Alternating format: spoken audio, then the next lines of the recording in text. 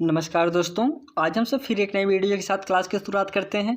जैसा कि इस श्रृंखला में हम सब सेटेट के प्रीवियस ईयर क्वेश्चन पेपर को सॉल्व कर रहे हैं, आज हम सब फिर एक नए सेट को सॉल्व करेंगे जिसमें हम सब सबसे पहले ईवीएस को कवर करेंगे। आज का जो पेपर हम सब सॉल्व करेंगे वह पेपर आपका 4 फरवरी 2023 को पूछा गया था।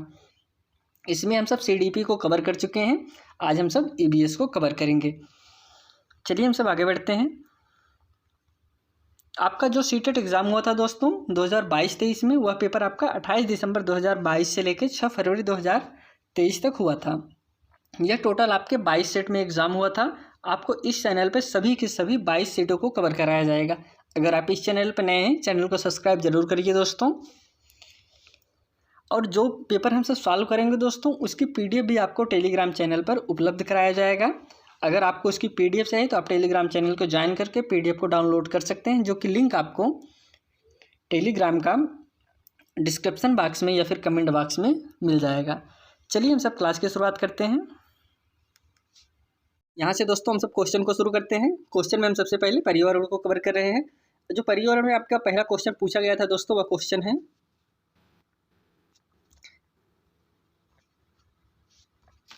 कह रहे हैं कि किसी व्यक्ति ने किसी राज्य के ग्रामीण क्षेत्र के लोगों की जीवन शैली का परीक्षण करके अपने विचारों को इस प्रकार व्यक्त किया कि यहाँ का रहन सहन साधारण है। लोग खाने की वस्तुओं जैसे टैपियोका, कसावा और नारियल को अपने घरों के आंगन में ही उगाते हैं और इनसे बने खाने को बहुत चाव से खाते हैं। यह राज्य होना चाहिए। यह कौन सा राज्य होना चाहिए दोस्तों? यहाँ पे आपको वह राज्य बताना है जहाँ पे टैपियोका खाया जाता है, नारियल को अपने घरों में उगाते हैं और उसको बहुत चाव से खाते हैं। तो ऑप्शन जो आपके पास है, केरल है, असम है, तेलंगाना है, उड़ीसा है। तो इसमें दोस्तों राइट आंसर होगा option number A is right answer, Kerala. इस प्रकार के जो टैपियोका है और नारियल है, इसका उपयोग केरल के लोग करते हैं। अगर दोस्तों यहाँ पे जो असम एक है, असम की अगर हम सब बात करें तो यहाँ पे जो एक प्रमुख व्यंजन है मसूरा टेंगा करी, इसमें दोस्तों होता है, इसमें मछली को धीमी आंच में टमाटर और नींबू से बने शोरबे के साथ पकाया जाता है। यह दोस्तों असम का है, इसको भी आप ध्यान दीजिएगा।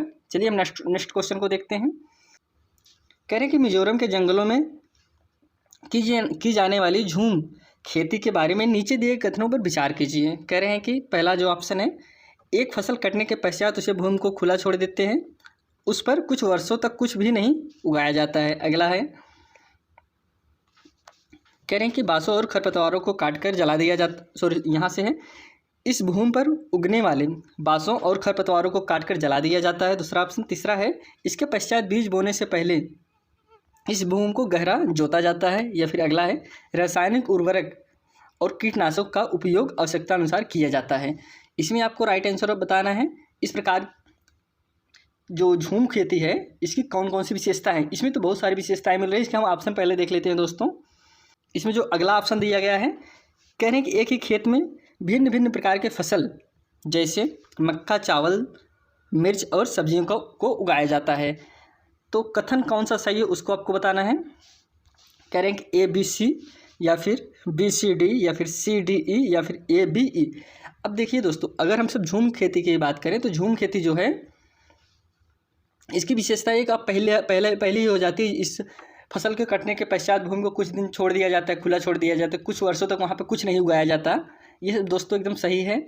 इसके बाद जो दूसरा ऑप्शन था, कह रहे हैं कि इस भूमि पर उगने वाले बांसों और खरपतवारों को काटकर जला दिया जाता है, ये भी सही है दोस्तों। तीसरा जो इसमें ऑप्शन था, कह रहे हैं कि इसके पश्चात बीज बोने से पहले इस भूमि को गहरा जोता जाता है। दोस्तों गहरा नहीं जोता जाता, पहले उसे जलाया जाता है, वैसे बीज को छींटा जाता है। C ऑप्शन गलत हो गया। और जो इसके बाद D ऑप्शन था, कह रहे हैं रासायनिक उर्वरक का प्रयोग किया ही नहीं जाता, तो फिर D भी गलत हो जाएगा दोस्तों। अब जो लास्ट है, कह रहे हैं कि एक ही खेत में भिन्न भिन्न प्रकार के फसल जैसे मक्का, चावल, मिर्च और सब्जियों को उगाया जाता है। ये भी दोस्तों सही है कि एक ही खेत में, ये जो झूम खेती होती है इसमें सभी फसल को एक ही खेत में बोया जाता है। ऐसा नहीं कि एक खेत में हम मक्का बो दें फिर एक खेत में मिर्च बो दें, सब्जी, तो इस प्रकार से नहीं होता। इसमें जो सब खेती होती है एक ही खेत में सभी बो देते हैं। चलिए नेक्स्ट क्वेश्चन को हम सब देखते हैं। नीचे दी गई पहेली को हल कीजिए दोस्तों। नीचे पहेली दी गई है, उसको हल करना है। कह रहे हैं कि काले काले मोती जैसी छोटी सी पर गोल हूँ, बारीक पिसी या दरदरी मैं तीखे स्वाद वाली हूँ, मीठे और नमकीन में दोनों में डाली जाती हूँ। आगे कह रहे हैं सोचो सोचो कौन हूँ मैं, जल्दी बोलो कौन हूँ मैं। अब जो इसमें ऑप्शन दिया गया है दोस्तों, वह ऑप्शन है काली मिर्च है, इलायची है, सरसों है, लौंग है। अब देखिए दोस्तों यहाँ तीखे स्वाद की बात हो रही तो इसमें राइट ऑप्शन होगा दोस्तों ऑप्शन नंबर ए, काली मिर्च। नेक्स्ट क्वेश्चन पे हम सब चलते हैं। अगला जो क्वेश्चन है कह रहे हैं निम्नलिखित में से कौन सा एक अपनी मादा को उसकी गंध से कई किलोमीटर दूर से ही पहचान लेता है। ऑप्शन है बाज, रेशम कीट, मच्छर, तितली। तो इसका राइट आंसर होगा दोस्तों रेशम कीट। रेशम कीट जो होता है अपनी मादा को उसकी गंध से, जो मादा होती है उसको गंध से कई किलोमीटर दूर से पहचान लेता है। हाँ, वहाँ पर रेशम कीट है। अगर रेशम कीट के पालन के अध्ययन की हम सब बात करें तो इसे हम सेरीकल्चर के नाम से जानते हैं। चलिए नेक्स्ट क्वेश्चन को देखते हैं। अगला जो क्वेश्चन है कह रहे हैं निम्नलिखित में से उस शहर को चुनिए जहाँ के अधिकांश लोग इलायची और बादाम डाला हुआ गर्म कहवा पीना पसंद करते हैं। तो ऑप्शन है शिलांग या फिर मैसूर, हैदराबाद या श्रीनगर। तो दोस्तों कहवा जो है, कहवा का उपयोग श्रीनगर में किया जाता है, इसको आप ध्यान दीजिएगा। इसीलिए option D is right answer, Srinagar. चलिए नेक्स्ट क्वेश्चन पे हम सब चलते हैं। कह रहे हैं कि किसी व्यक्ति ने किसी राज्य के अधिकांश ग्रामीण क्षेत्रों का भ्रमण किया और वहाँ जिस प्रकार के घरों में लोग रहते हैं उनके ढांचे के बारे में निम्नलिखित विवरण दिया।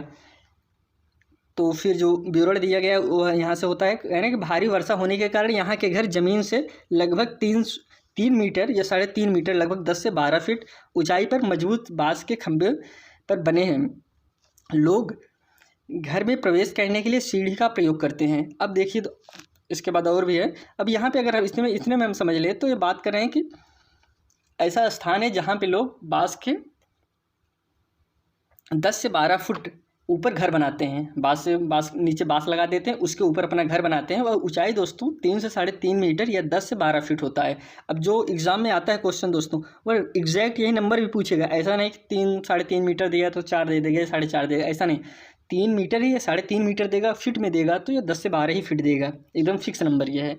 आगे और क्या कह रहे हैं इसको हम समझते हैं। कह रहे हैं कि रात के समय सीढ़ी हटा देते हैं। एक घर के अंदर से भी लकड़ी के बने हैं और इनकी छतें ढालू हैं। यह राज्य होना चाहिए दोस्तों हिमाचल प्रदेश, मिजोरम, झारखंड, असम। तो इसका राइट आंसर होगा दोस्तों option number D is right answer, Assam. Assam में दोस्तों बाँस के घर पाए जाते हैं और 10 से 12 फीट ऊपर बनाए जाते हैं। क्यों बनाए जाते हैं इसको आप ध्यान दीजिए, क्योंकि यहाँ पे जो है बारिश के समय बहुत ज़्यादा पानी लग जाता है। उससे बचने के लिए ये अपना घर जो है 10 से 12 फीट ऊपर बनाते हैं। अब इस प्रकार के घरों को दोस्तों असम में स्टल्ट हाउस के नाम से जानते हैं। चलिए नेक्स्ट क्वेश्चन को हम सब देखते हैं।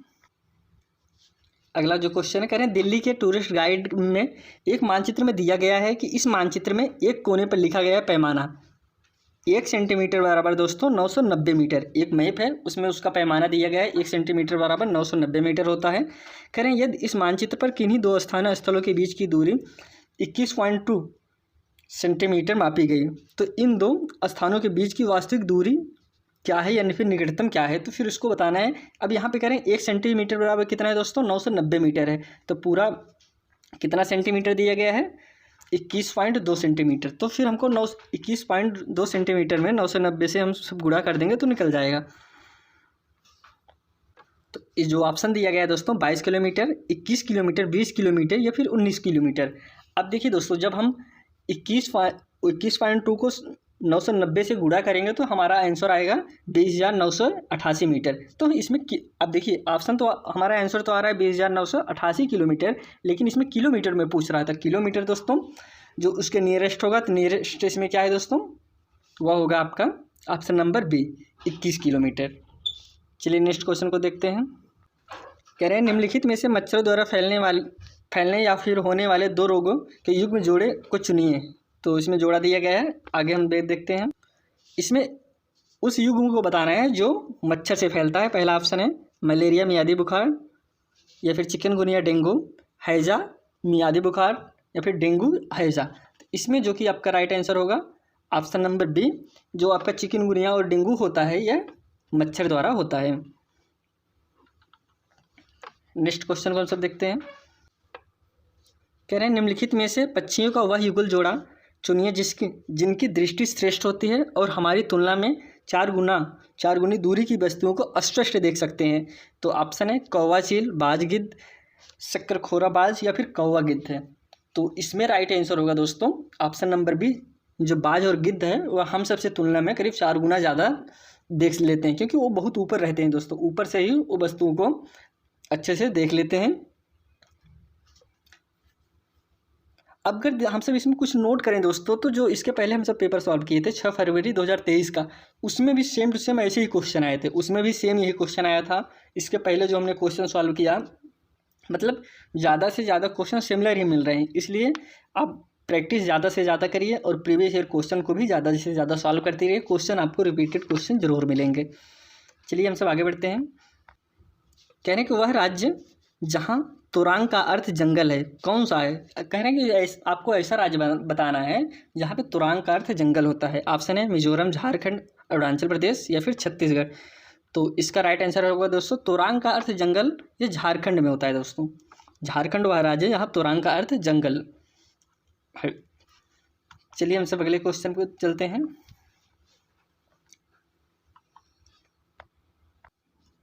यहाँ पे जो अगला क्वेश्चन करें, किसी छात्र का घर यक्ष और उसका विद्यालय वाई पर है। यक्ष और वाई के बीच कोई सीधी सड़क नहीं है, अतः विद्यालय पर पहुंचने के लिए वह छात्र पहले ए पर जाता है जो यक्ष के ठीक दक्षिण है, फिर 60 मीटर की दूरी पर, फिर वह बी पर जाता है जो ए के ठीक पूर्व में 60 मीटर की दूरी पर है, फिर वह सी पर जाता है जो बी के ठीक दक्षिण में 50 मीटर की दूरी पर है, अंत में वह अपने विद्यालय पहुंच जाता है सी के ठीक पूर्व में 60 मीटर की दूरी पर है। विद्यालय के सापेक्ष, देखिए दोस्तों इसमें विद्यालय के सापेक्ष पूछ रहे हैं, विद्यालय के सापेक्ष उस घर का सही दिशा बताइए। जो ऑप्शन दिया गया है दोस्तों इसमें है दक्षिण पूर्व, दक्षिण पश्चिम, उत्तर पूर्व या फिर उत्तर पश्चिम। तो इसमें राइट आंसर होगा दोस्तों ऑप्शन नंबर डी, उत्तर और पश्चिम। उस अगर हम सब उसके घर और घर के विद्यालय के सापेक्ष देखें तो घर विद्यालय के सापेक्ष उसका घर जो है उत्तर पश्चिम में है। चलिए हम सब नेक्स्ट क्वेश्चन को देखते हैं। अब ये जो क्वेश्चन है दोस्तों, यह हर बार सीटेट एग्जाम में पूछा जाता है और शब्द भी यही रहता है, नागरकोइल जरूर रहेगा। कह रहे हैं कि एक train Bhiwandi road railway station से 22 नवंबर 2022 को 20:30 पर चलकर 24 नवंबर 2022 को 3 बजे नागरकोइल रेलवे स्टेशन पर पहुंची। यदि ट्रेन ने इन दोनों रेलवे स्टेशन के बीच कितना दोस्तों 18 से 77 किलोमीटर की दूरी चली, तो ट्रेन की औसत चालक बताना है दोस्तों। यहाँ पे 22 नवंबर है और यहाँ पहुँच किस तारीख कर रही है दोस्तों 24 को, और चली कितना है 8:30 समझना है। तो दोस्तों पहले हम इसको 8 को 12 तक ले जाएंगे, 12 में 8 साढ़े 8 से लेकर 12 तक पहुँचने में कितने घंटे हो रहे हैं उसको नोट करिएगा। उसको नोट करने के बाद फिर आपका आ जाएगा दिन 23 24 घंटे हो जाएगा। फिर उसके बाद यहाँ पे 3:30 बज रहा है, तो फिर 12 से 3 घंटे इसको आप कर लीजिएगा। इन सबको जोड़ लीजिएगा, जोड़ने के बाद 18 से 77 में भाग दे दीजिए, आपका राइट आंसर आ जाएगा। अब इसमें जो ऑप्शन दिया गया है 58 किलोमीटर प्रति घंटा, 59 किलोमीटर प्रति घंटा, 60 किलोमीटर प्रति घंटा या फिर 62 किलोमीटर प्रति घंटा।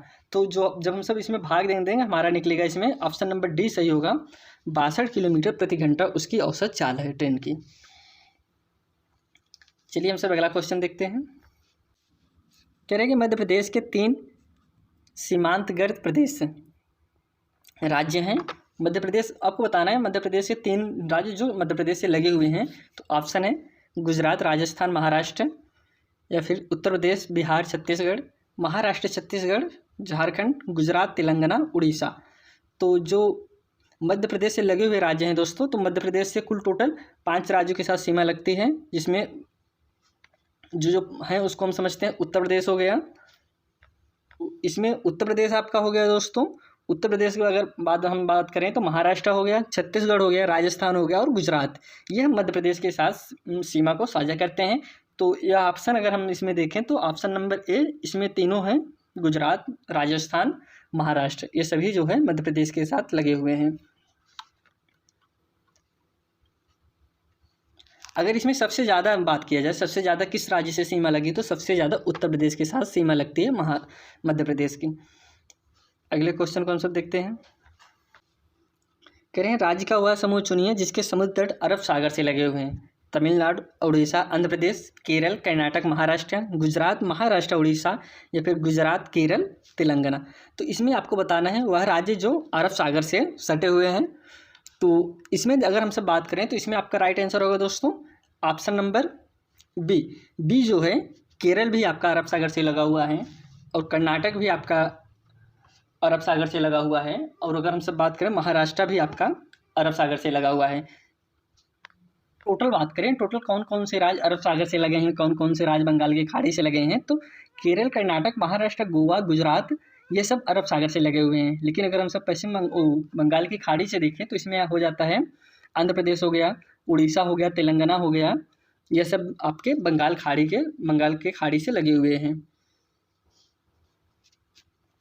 नेक्स्ट क्वेश्चन है दोस्तों, कह रहे हैं निम्नलिखित में से वह युगल चुनिए जो हमारे देश के एक राज्य और एक केंद्र शासित प्रदेश से मिलकर बना है। ऑप्शन है लक्षद्वीप, पुडुचेरी, चंडीगढ़, दिल्ली, नागालैंड, लद्दाख, मणिपुर, मेघालय। इसमें आपको वह समूह बताना है जिसमें एक राज्य हो और एक केंद्र शासित प्रदेश हो। इसमें ऑप्शन नंबर सी हो सही होगा दोस्तों, नागालैंड और लद्दाख। जम्मू कश्मीर और लद्दाख अलग अलग होकर जल्दी जम्मू कश्मीर एक आपका केंद्र शासित प्रदेश और लद्दाख बना है। तो फिर इसमें आपका नागालैंड और लद्दाख दोनों, इसमें एक नागालैंड आपका राज्य हो गया और लद्दाख आपका केंद्र शासित प्रदेश हो गया। तो option C is right answer. अब चलिए नेक्स्ट क्वेश्चन को हम सब चलते हैं दोस्तों।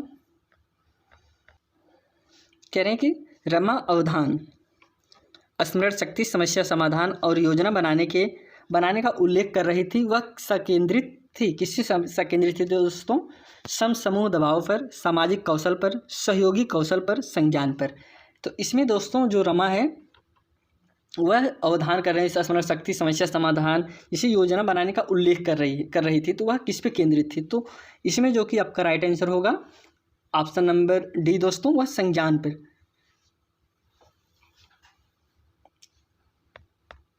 अब दोस्तों देखिए, जिसे संज्ञान जो मनोविज्ञान शब्द का प्रयोग गुस्ताव नाइसर ने अपनी पुस्तक संज्ञानात्मक मनोविज्ञान, जो उनकी पुस्तक का नाम था, उसमें 1967 ईस्वी में किया था। इसको आप ध्यान दीजिएगा। चलिए नेक्स्ट क्वेश्चन की ओर चलते हैं हम सब। कह रहे हैं कि ईवीएस के शिक्षक ने बच्चों को वृक्ष की गिरी हुई पत्तियों को आकार, अमाप, बनावट इत्यादि के आधार पर समूह में व्यवस्थित करने का निर्देश दिया। शिक्षक का उद्देश्य क्या है?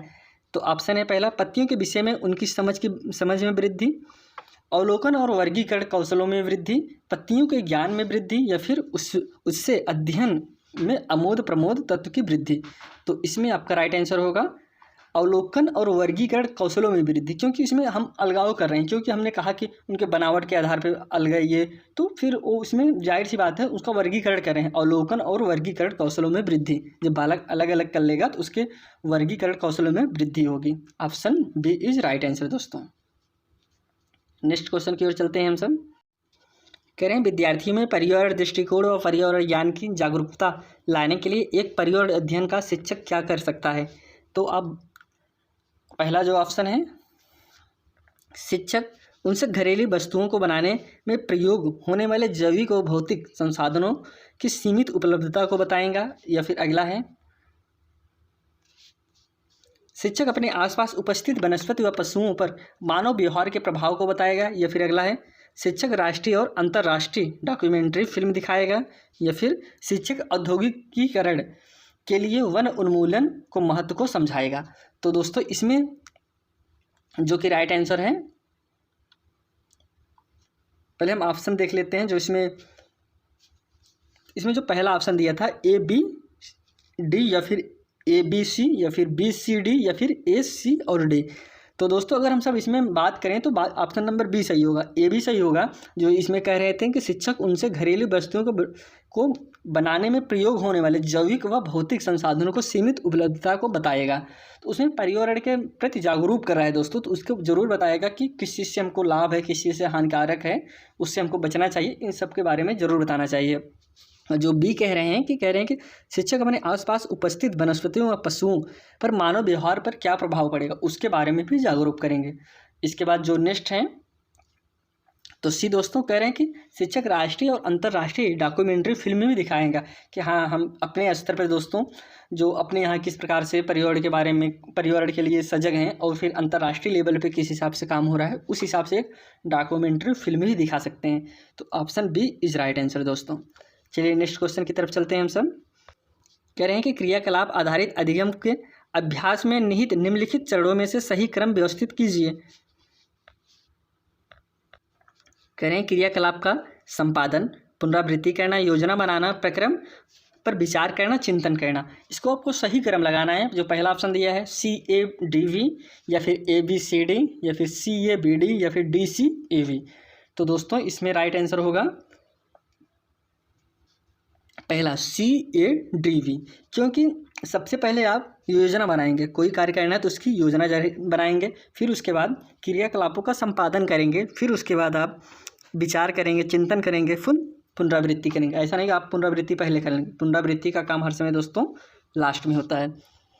चलिए नेक्स्ट क्वेश्चन की तरफ चलते हैं। कह रहे हैं कि निम्नलिखित में से कौन सी स्थिति पर्यावरण अध्ययन की एकीकृत प्राकृतिक को दर्शाते हैं। ऑप्शन है विज्ञान, सामाजिक विज्ञान और पर्यावरण शिक्षा की अवधारणाओं से अंतर्दृष्टि विकसित करना, या फिर अगला है किसी पर्यावरणविद को भाषण के लिए कक्षा में आमंत्रित करना, विज्ञान व सामाजिक विज्ञान के अलग अलग शिक्षकों को भाषण के लिए आमंत्रित करना, या फिर विज्ञान व सामाजिक विज्ञान की अलग अलग पाठ योजना बनाना। तो दोस्तों इसमें जो कि राइट आंसर होगा आपका ऑप्शन नंबर ए, क्योंकि दोस्तों जो इसमें कह रहे हैं कि विज्ञान, सामाजिक विज्ञान और पर्यावरण शिक्षा की अवधारणाओं के से अंतर्दृष्टि विकसित करना, यही आपका राइट आंसर है। चलिए नेक्स्ट क्वेश्चन की तरफ चलते हैं हम सब। कहने के निम्नलिखित में से पर्यावरण अध्ययन पुस्तक में पहेलियों को सम्मिलित करने का उद्देश्य को पहचानिए। इसमें पहला है विद्यार्थियों के मन को भ्रमित करना, विद्यार्थियों को खेल खिलाना, या फिर विद्यार्थियों के मन को भ्रमित करना और स्वयं आनंदित होना, या फिर अगला है विद्यार्थियों को तर्क क्षमता का विकसित करना। तो दोस्तों इसमें राइट आंसर होगा ऑप्शन नंबर डी, विद्यार्थियों में तर्क क्षमता का विकसित करना। जो आपका पर्यावरण अध्ययन पुस्तक में पहेलियों, इसमें पहेलियों की बात करें, क्योंकि पहेलियों में सम्मिलित करने का उद्देश्य को यही है दोस्तों, उनको उनकी तर्क क्षमता का विकास हो, उनके सोचने की क्षमता बढ़े, पहेलियों रखने का उद्देश्य यही है। चलिए हम सब आगे क्वेश्चन को देखते हैं। कहने कि रेमा ने अपने विद्यार्थियों को देश के विभिन्न भागों में मनाए गए विभिन्न त्यौहार के उत्सवों की पर जानकारी एकत्रित करने का नियत कार्य दिया और उन्हें कक्षा में प्रदर्शित करने के लिए कहा। इस क्रियाकलाप का उद्देश्य क्या है। तो दोस्तों इसका उद्देश्य क्या है उसको आपको बताना है। कह रहे हैं कि देश में सर्वाधिक लोकप्रिय त्यौहार के विषय में जाना जाए, या फिर हमारे देश में संस्कृत की विविधता के विषय में विद्यार्थियों को संवेदनशील बनाया जाए, या फिर अगला है हमारे देश में मनाए जाने वाले विभिन्न त्योहारों का एक रिकॉर्ड बनाया जाए, या फिर अगला है विभिन्न त्योहारों को उत्सव के रूप में मनाने के लिए विद्यार्थियों को प्रेरित करना। तो दोस्तों इसका राइट आंसर होगा ऑप्शन नंबर बी आपका, हमारे देश में संस्कृति की विविधता के विषय में विद्यार्थियों को संवेदनशील बनाया जाए। क्योंकि जब ऐसा करेगा विद्यार्थी समझेगा कि किस जगह पे किस तरीके से त्यौहार मनाए जाते हैं, वहाँ की हमारे यहाँ से और वहाँ पर किस प्रकार से अलगाव है, किस प्रकार से हम तुलना करें तो वहाँ पर त्यौहार किस प्रकार से मनाए जाते हैं और हमारे यहाँ किस प्रकार से त्यौहार मनाए जाते हैं। इसका मतलब यही होता है। चलिए हम सब आगे क्वेश्चन को देखते हैं। कह रहे हैं कि आदित्य एक ईवीएस शिक्षक अपने विद्यार्थियों के साथ बैठे और उन्होंने चिकनी मिट्टी से कई चीज़ें बनानी सीखी। एक विद्यार्थी जो अन्य विद्यार्थियों के साथ फर्श पर नहीं बैठ सकती, वह कुर्सी पर बैठी और उसने आदित्य और उसके सहपाठियों से चिकनी मिट्टी से विभिन्न वस्तुएं बनानी सीखी। इस क्रियाकलाप के दौरान आदित्य ने बच्चों से बातें की और सृजनात्मकता को प्रोत्साहित किया। उसने विद्यार्थियों को चिकनी मिट्टी का उपयोग करके अपनी पसंद का दृश्य बनाने के लिए कहा। प्रत्येक समूह ने एक भिन्न विचार प्रस्तुत किया, एक भिन्न दृश्य बनाया। इसके द्वारा उसने अवसर प्रदान किया। कौन सा अवसर प्रदान किया दोस्तों, उसको आपको बताना है। ऑप्शन है विद्यार्थियों को उनकी प्रतिभा प्रदर्शित करने का, या फिर उससे जिससे कि वह अपनी क्षमता को बेहतर कर सकें, या फिर विद्यार्थियों के प्रतिद्वंद्विता को मन में बैठाना। तो दोस्तों इसमें जो ऑप्शन है बी सी सही है कि ए बी सही है कि सी ए सही है कि या फिर ए बी सही है, तो इसमें जो राइट आंसर होगा ऑप्शन नंबर डी सही होगा दोस्तों। ए और बी, यहाँ पे प्रतिद्वंदिता की बात करें इसलिए यह गलत हो जाएगा, बाकी ए ऑप्शन और बी ऑप्शन आपका सही है, तो option D is right answer. चलिए नेक्स्ट क्वेश्चन हम सब देखते हैं। कह रहे हैं कि यदि आपको ईवीएस में कोई विषय पढ़ाना कठिन लगे तब एक शिक्षक रूप में आप क्या करेंगे। कह रहे हैं आपको कोई विषय पढ़ाना है और ईवीएस तो आपको कठिन लग रहा है, तो उस स्थिति में आप क्या करेंगे। ऑप्शन है मुख्य बिंदुओं की पुनरावृत्ति करेंगे, विद्यार्थियों से प्रश्न करेंगे, उसे पढ़िए और पढ़ाइए, या फिर समूह शिक्षण रणनीति का उपयोग करेंगे। इसमें जो कि आपका राइट आंसर होगा ऑप्शन नंबर डी, क्योंकि आप उस चीज़ से पढ़ाने से भाग नहीं सकते कि उसको हम छोड़ दें या फिर हम विद्यार्थियों से ज़्यादा क्वेश्चन करें ताकि हम उसे ना पढ़ाएं। तो इस चीज़ आप ऐसा कोई भी चीज़ नहीं करिए, उसको किस तरीके से पढ़ाना है समूह शिक्षण रणनीति का उपयोग करेंगे। आप अपने जो टीचर लोग हैं उनके साथ मिलकर उस पर रणनीति करेंगे कि हाँ हमको यह चीज़ पढ़ाना है, हमको इसको किस प्रकार से बच्चों के सामने प्रेजेंट करें। चलिए हम सब आगे बढ़ते हैं दोस्तों। कह रहे हैं कि आरती के विद्यालय में ईवीएस की एक प्रदर्शनी का आयोजन किया गया, आपके अनुसार निम्नलिखित में से कौन सी सर्वाधिक उपयुक्त उद्देश्य है। कह रहे हैं विद्यार्थियों और माता पिता को संतुष्ट करना, विद्यार्थियों को रचनात्मक प्रवृत्ति का निर्दिष्ट करना, या फिर अगला है प्रधानाध्यापक और सहकर्मियों को प्रसन्न करना, या फिर विद्यार्थियों को भावी पेशों के विकल्पों के लिए प्रशिक्षण देना। अब देखिए दोस्तों इसमें जो कि अगर आप थोड़ा सा कॉमन सेंस या फिर अच्छे से पढ़ेंगे, एक दो बार इस क्वेश्चन को रिपीट करेंगे तो तुरंत समझ जाएंगे। अब पहला ऑप्शन तो होगा नहीं, विद्यार्थियों और माता पिता को संतुष्ट करना। आप किसी को संतुष्ट करने के लिए कोई कार्य थोड़ी करेंगे, जो आपका मन होगा आप वही काम करेंगे। तो फिर इसमें जो सही आंसर होगा दोस्तों बी होगा, क्योंकि इसमें कह रहे हैं कि विद्यार्थियों में रचनात्मक प्रवृत्ति को निर्दिष्ट करना।